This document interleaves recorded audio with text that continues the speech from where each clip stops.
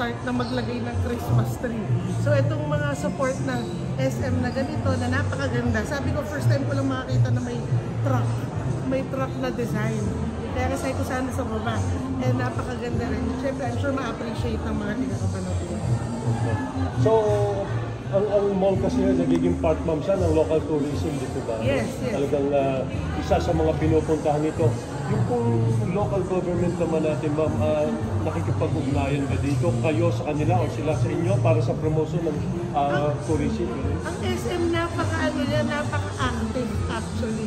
Napaka-active talaga nila. Palaging kinukontak ang city government. And even sa mga tulong, lahat ng talagang palaging nandyan. Kaya kung makikita nyo, pati pag, di ba yung bumagyo, automatic may announcement agad ng SM na pwede kayo dito kung nabaha kayo. So napaka-thankful talaga ng city para doon. Kaya ako nagpunta ngayon, kahit medyo, kumbaga, hindi ko naabutan yung isang part para at least mag-thank you doon sa ginagawa nila for Cabanatuan. Ma'am, sa part ng LGU, ano naman yung i-expect samantalin na namin to, no? Yung mga activities naman ng LGU ng Cabanatuan for Christmas. Usual activities lang naman, di ba palagi tayo may lights. But to be honest, ang Cabanatuan kasi, kung napapansin nyo sa Plaza Lucero, yung lights niya year-round.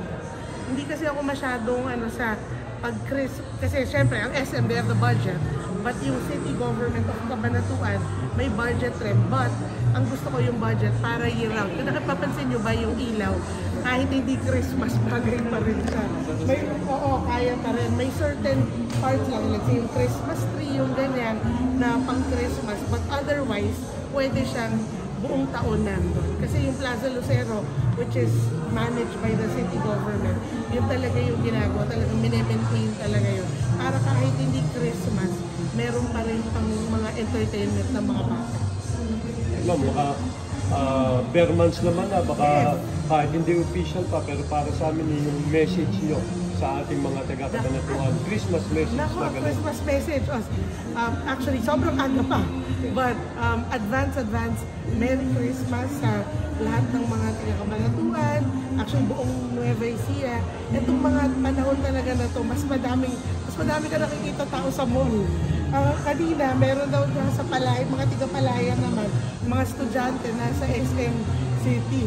So I think part siguro ng field trip nila. Kaya makikita mo talaga yung mga areas na pinupuntahan nila ay napaka talagang pang Christmas spirit na. At makikita nyo naman yung songs ngayon, Burmans na.